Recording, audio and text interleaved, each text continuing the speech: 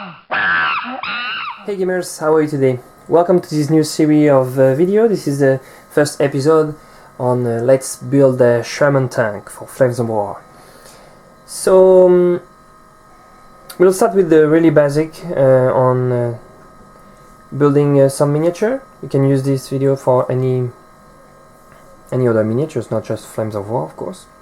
So the tools you will need for this is first the hobby knife or X-Acto knife, and also some clippers.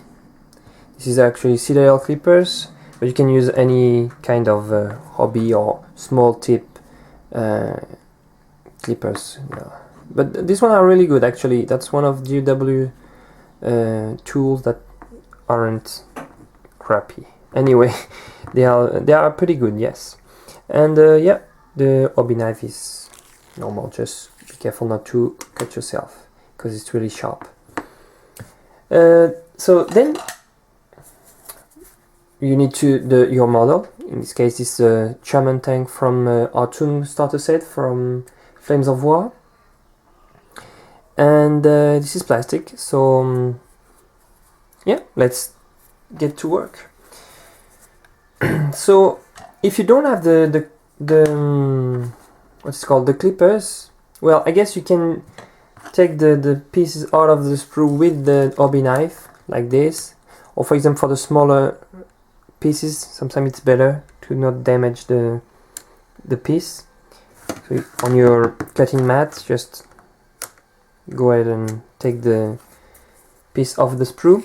One thing you should never do is taking them with only your hands, like twisting the piece off the sprue, because it will damage the model. You will end up with a hole in the piece, and it will be hard to cover later, and you'll, even by cleaning it, it will probably look bad. So the easiest way is to use your clippers, and to do that, put the flat part against your model like this.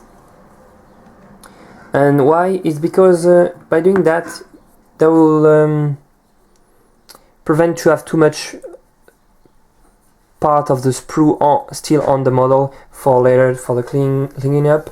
It will be easier. So if you do like that, as you can see,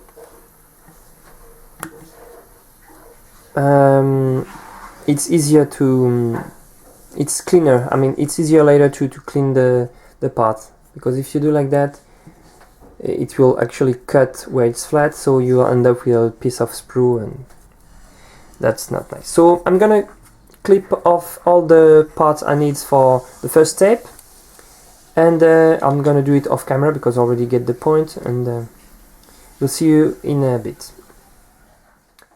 Okay, so we're back. As you can see, I take all the pieces I want for the first step. I only take off the sprue the biggest part. You can see I left the options, the smallest parts, just to actually, this is not the right sprue. This one that's from the previous.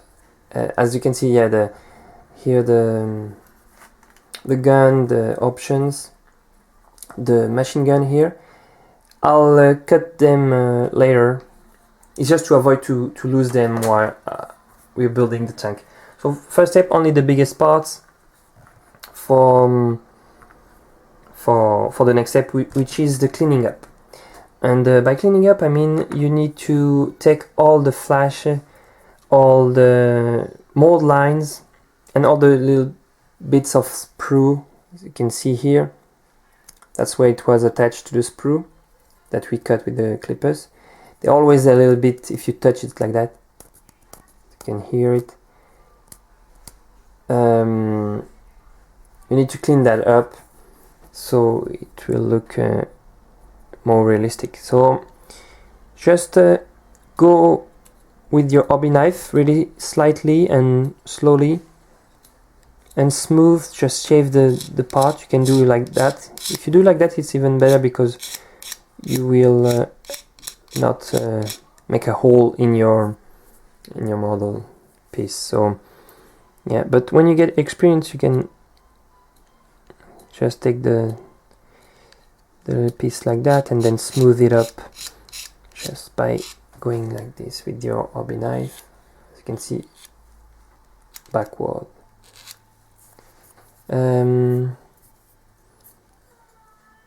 Just take your time on this tape, just to avoid damaging the piece and also cutting yourself, because you're using a really sharp knife here. So just take your time, but also don't skip this step, because it's really important, I think, if you want to have a great miniature at the end. It doesn't matter if you have a great paint job, if you still see the mold lines or the little bit of sprue on the model, it doesn't, you know, it doesn't look like anything, even if it's a really good paint job. So don't skip these steps. I've seen people with models who didn't do that, so it's kind of sad to put a lot of effort on painting when your piece is not really clean. So yeah, it's not the most enjoyable part of this hobby, at least for me. I don't really like doing all this cleaning, but you have to. So yeah, just do it and you'll end up with a better result at the end. So yeah, this piece is done.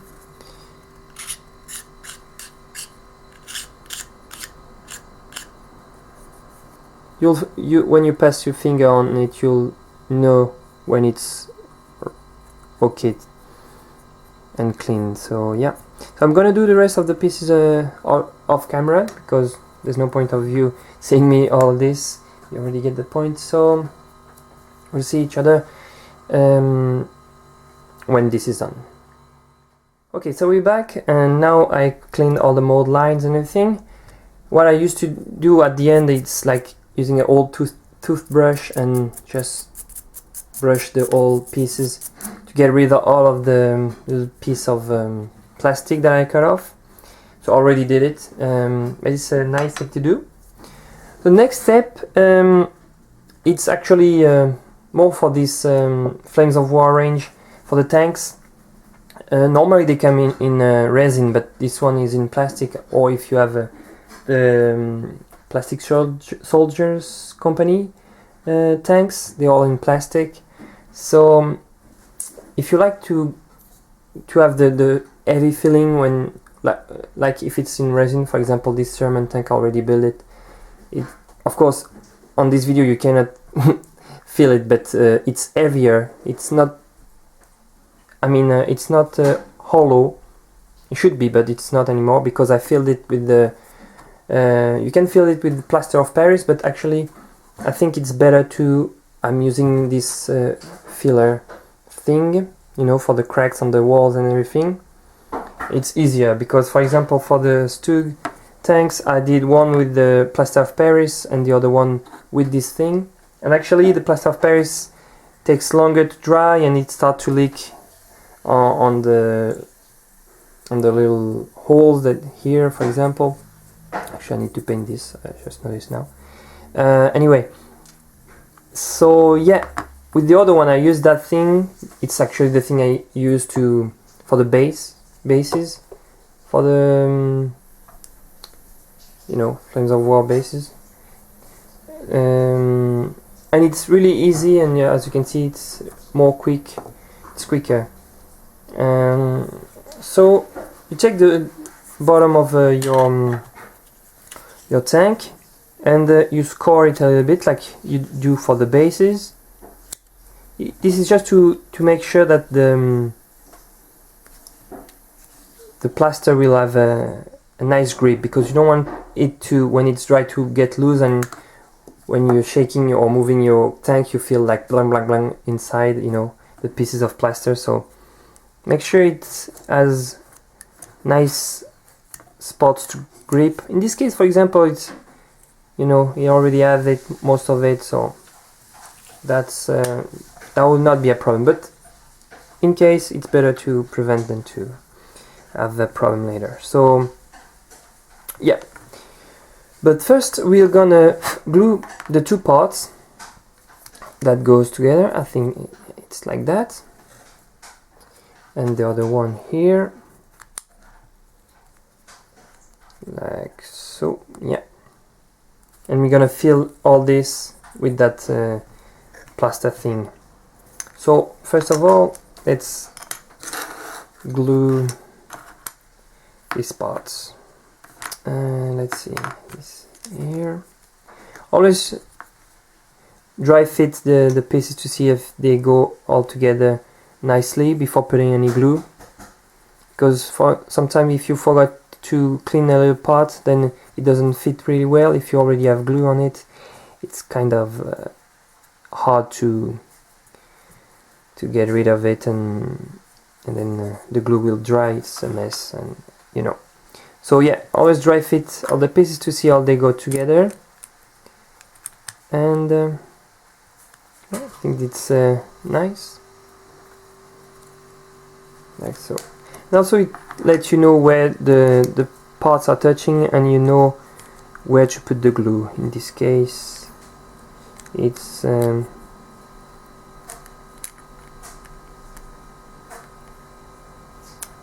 right there. Okay, so get your plastic glue, cement, or anything you use.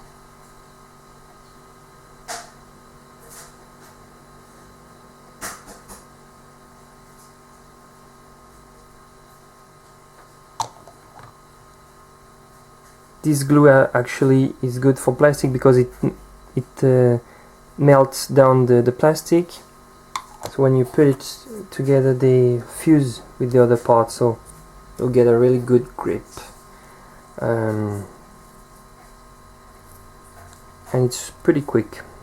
Just make some pressure so that they'll really stick together well. Okay, and then same thing on the other part.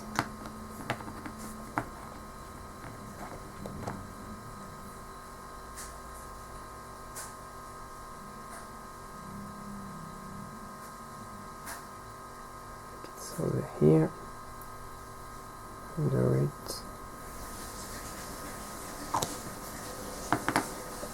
I'm almost out of glue actually. That's why I'm shaking the bottom, the bottle.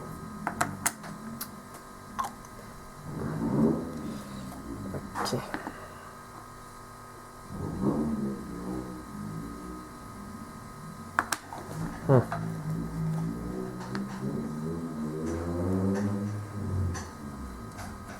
Here. Okay. Oops, put my finger on it. There. Oh, bollocks. Here.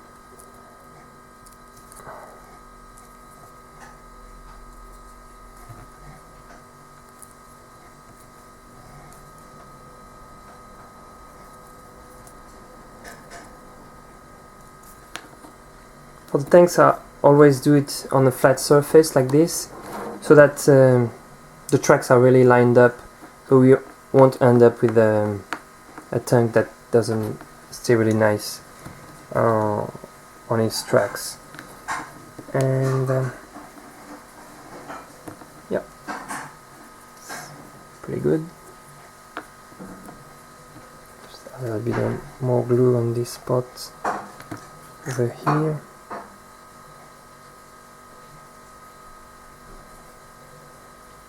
There.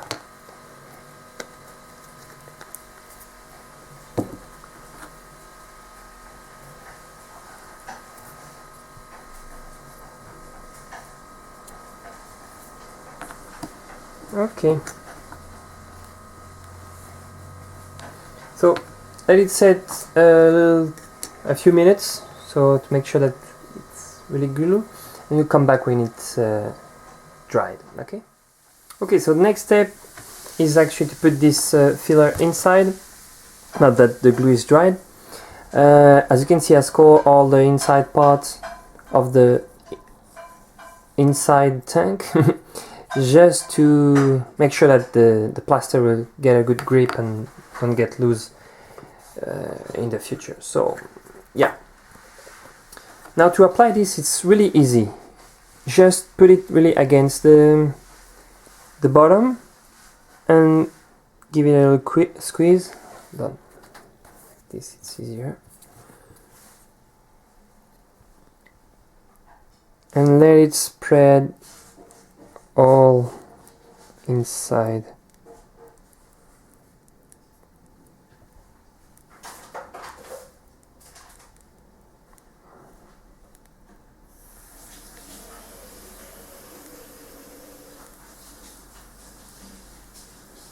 There.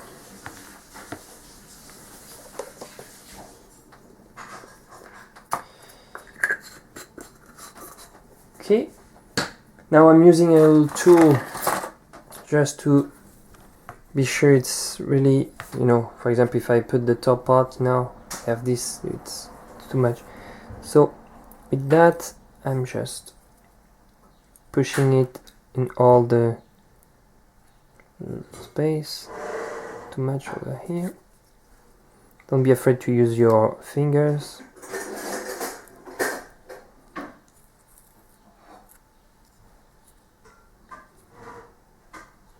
There. Don't worry if it's doesn't look good. It's all inside anyway, so you won't see anything when it's covered with the upper part. So here we go. Now if I put this, normally it should be more inside and all the excess will come off like so. Oop. There we go.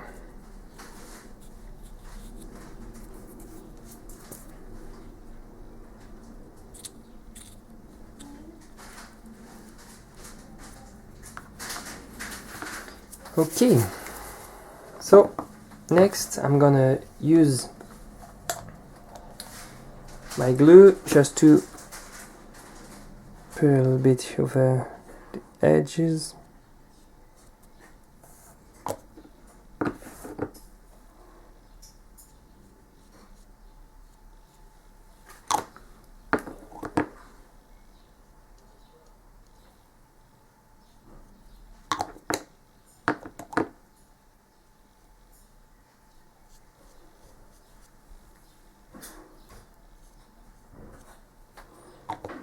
Okay.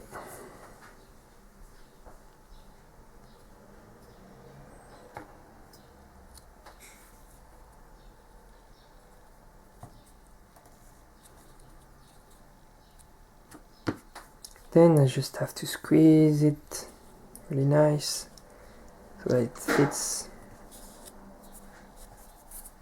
everything.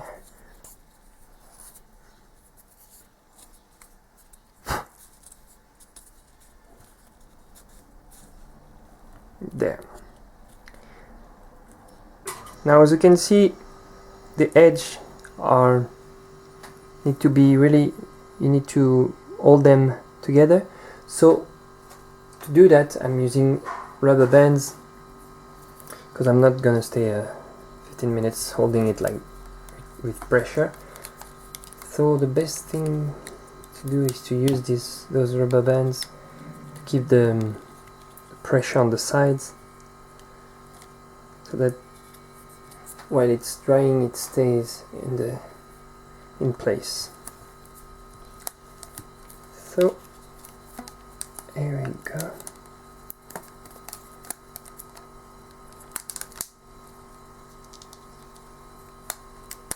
Oops, that's too much stretch.